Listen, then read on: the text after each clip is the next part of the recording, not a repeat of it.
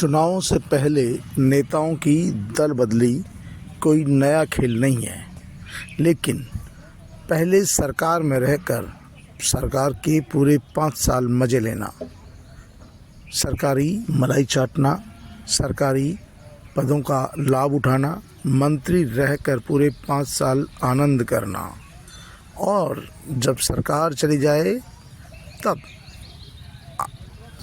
आने वाली सरकार या संभावित सरकार के लिए दल बदलना, ये कोई नई बात नहीं है। इन दिनों कांग्रेस के नेताओं में भगदड़ मची हुई है। दरअसल कांग्रेस के नेताओं को लगता है कि आने वाले दिनों में भाजपा की ही सरकार आने वाली है। ऐसे में कहीं पे ईडी का डर, तो कहीं सीबीआई जांच का डर, तो कहीं पर खुद के काले कारनामों में फंसने का डर। किसी के पास अथाह संपत्ति, तो किसी ने बनाई बेईमानी संपत्ति। किसी को मर्डर केस से बचने की जुगत भिड़ानी है, तो किसी को अपने पर लगे भ्रष्टाचारों के आरोप में अपने आप को बेगुनाह साबित करना है। यही कुछ ऐसे कारण हैं जिनके चलते कांग्रेस के कई नेताओं ने भारतीय जनता पार्टी का दामन थाम लिया। इन भारतीय जनता पार्टी के दामन थामने वालों में वो नेता भी है जिन्होंने और जिनके पुरखों ने, जिनके बाप दादाओं ने कांग्रेस पार्टी के लिए बहुत कुछ किया या कांग्रेस पार्टी को तब भी जिंदा रखा जब कांग्रेस पार्टी खत्म होने की कगार पर थी। इनमें नाथूराम मिर्धा के परिवार में सबसे पहले उनकी पोती ज्योति मिर्धा भाजपा में शामिल हुई। उसके बाद भारतीय जनता पार्टी के खिलाफ लगातार बगावत करने वाले, लगातार मुखर रहने वाले, सबसे ज़्यादा बयानबाजी करने वाले रिछपाल मिर्धा, जो 3 बार के कांग्रेस के विधायक भी रहे, जो हर बार भारतीय जनता पार्टी के लोगों से लोहा लेते रहे। उनके बेटे विजयपाल मिर्धा, जो खुद भी विधायक रहे। इस बार कांग्रेस पार्टी ने उनके 2 बेटों को टिकट दी, विजयपाल मिर्धा और तेजपाल मिर्धा। दोनों ही कांग्रेस पार्टी छोड़कर भाजपा में शामिल हो गए। माना जा रहा है कि रिछपाल मिर्धा के और तेजपाल मिर्धा के ड्राइवर के लापता होने के बाद उनके मर्डर के आरोप लगे हैं। मामला सीबीआई जांच तक पहुंच गया है। सीबीआई मामले की जांच करेगी और इस मामले में सीबीआई जांच से बचने के लिए और कांग्रेस की संभावित हार को देखते हुए रिछपाल मिर्धा और विजयपाल मिर्धा दोनों भाजपा में शामिल हो गए। ऐसा ही कुछ आरोप पूर्व केंद्रीय मंत्री, पूर्व राज्य सरकार में कृषि मंत्री, पूर्व सांसद लालचंद कटारिया भी भाजपा में शामिल हो गए। लालचंद कटारिया पर भी कई बार ईडी की जांच के मांग उठी है। विधानसभा चुनाव भी लालचंद कटारिया ने इसी डर के चलते नहीं लड़ा, लेकिन तब से वे चुप थे, शांत थे, किसी तरह की बयानबाजी नहीं की है और लोकसभा चुनाव से ठीक पहले लालचंद कटारिया भारतीय जनता पार्टी में शामिल हो गए।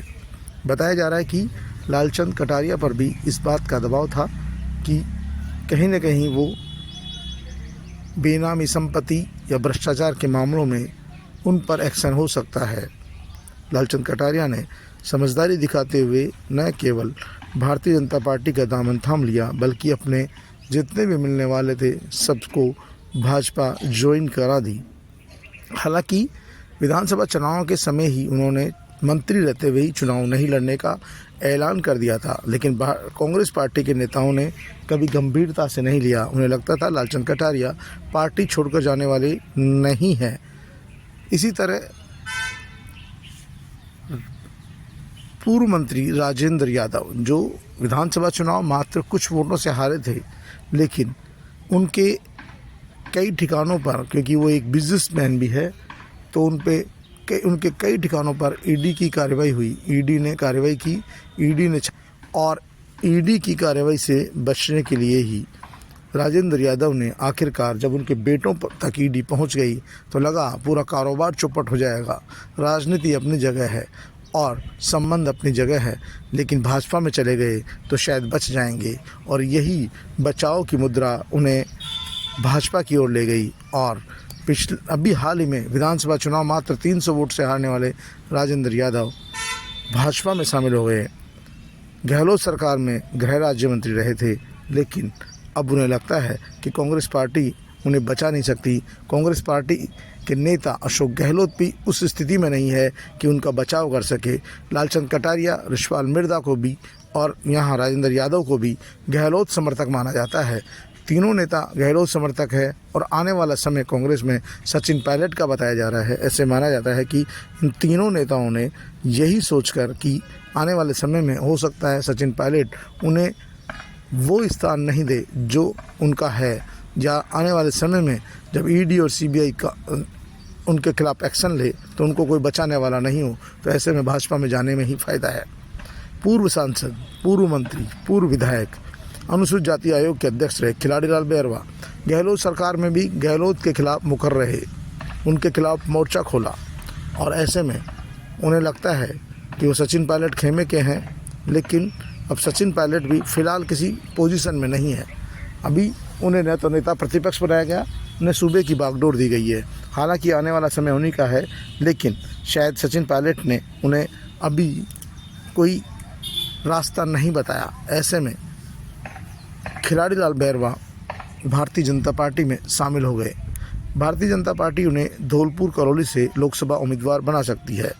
धौलपुर करौली से खिलाड़ीलाल बैरवा पूर्व में भी सांसद रह चुके हैं, और राजस्थान की करीब 10 से 13 सीटें ऐसी है जहां बैरवा समाज काफ़ी संख्या में है।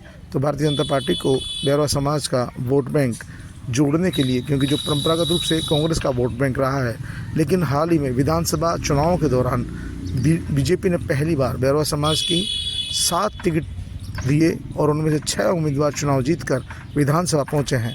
इसीलिए एक डिप्टी सीएम भी बनाया गया है। खिलाड़ीलाल को भी टिकट मिल सकता है, जिससे 13 सीटों पर भाजपा को सीधा लाभ होगा।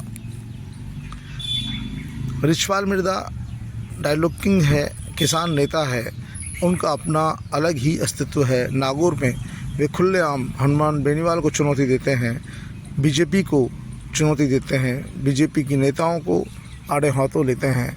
लेकिन अब कहीं न कहीं जब से विधानसभा चुनाव में उनके दोनों बेटों की हार हुई है, तब से वे कांग्रेस के खिलाफत कर रहे हैं।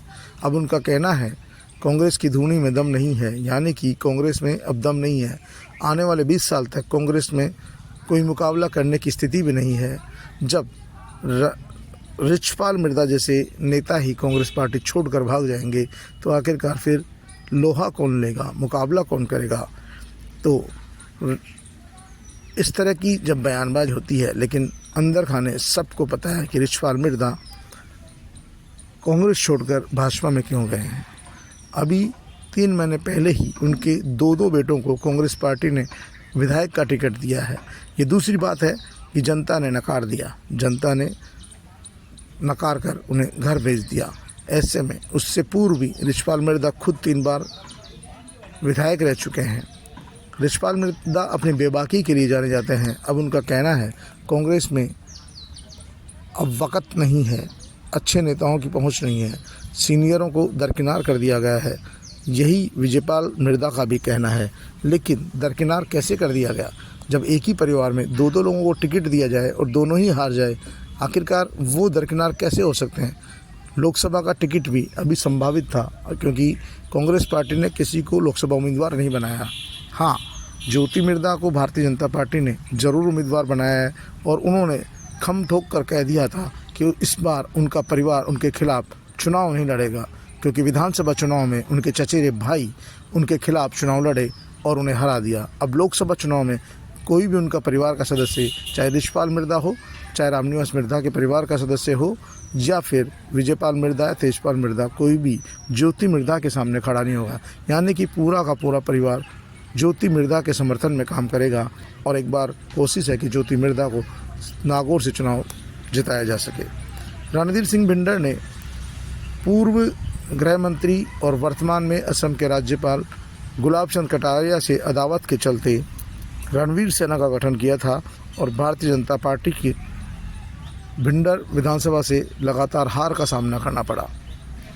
अब गुलाब चंद कटारिया असम के राज्यपाल बन गए हैं। ऐसे में रणधीर सिंह भिंडर वापस से भारतीय जनता पार्टी में शामिल हो गए हैं। उनकी धर्मपत्नी भी भाजपा में शामिल हो गई है और अब वे भाजपा के लिए काम करेंगे। माना जा रहा है कि रणधीर सिंह भिंडर पुराने भाजपाई हैं। ऐसे में उनका भाजपा में आना कोई नई बात नहीं है। आलोक बेनीवाल, जहां तक आलोक बेनीवाल की बात है तो आलोक बेनीवाल को पूर्व मुख्यमंत्री अशोक गहलोत के धड़े का माना जाता है। उनकी मां 3 राज्यों की राज्यपाल रही है, राजस्थान की उप मुख्यमंत्री रही है, खाटी जाट नेता रही है, 8 बार विधायक रही है। ऐसे में आलोक बेनीवाल को अब शाहपुरा से टिकट मिलना मुश्किल था, क्योंकि शाहपुरा में 2 बार टिकट सचिन पायलट की सहमति से मनीष यादव को मिला। एक चुनाव मनीष यादव हारे, आलोक बेनीवाल निर्दलीय जीते और हाल ही में मनीष यादव फिर से कांग्रेस का टिकट लेकर आए और रिकॉर्ड मतों से उन्होंने राजस्थान में सबसे ज़्यादा वोटों से जीत दर्ज की है। तो आने वाले समय में भी शाहपुरा से कम टिकट आलोक बेनीवाल को नहीं मिलता। ऐसे में उनके पास पार्टी छोड़ने के अलावा कोई चारा नहीं था। बताया जा रहा है कि उनके समधी भी भारतीय जनता पार्टी में शामिल हो गए हैं और अब ये रिश्तेदारों का खेल है। इसमें कई रिश्तेदार, पूर्व सेवादल के प्रदेश अध्यक्ष सुरेश चौधरी भी भारतीय जनता पार्टी में शामिल हो गए हैं। हालांकि सुरेश चौधरी अब तक कोई चुनाव नहीं लड़े हैं, न उन्हें कभी टिकट मिला है, क्योंकि पिछले विधानसभा चुनावों के दौरान उनका एक ऑडियो वीडियो वायरल हुआ था जिसमें उन्होंने राजकुमार शर्मा की खिलाफत की थी और राजकुमार शर्मा को बदनाम करने की कोशिश की थी। इस ऑडियो और वीडियो वायरल होने के बाद उनका अशोक गहलोत से एक तरह से संपर्क टूट गया और पिछले 5 साल से वो उपेक्षित महसूस कर रहे थे। लगातार उपेक्षा के चलते सुरेश चौधरी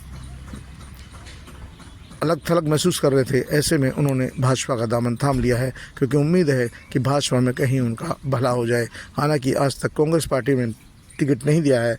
ऐसे में सुरेश चौधरी को उम्मीद है कहीं लोकसभा चुनाव में उन्हें जयपुर ग्रामीण से भाजपा टिकट ही दे दे, क्योंकि अभी तक उनकी छवि बेदाग है, निष्पक्ष है, किसी भी तरह के विवाद में नहीं रहे सिवाय राजकुमार शर्मा वाले विवाद को छोड़कर।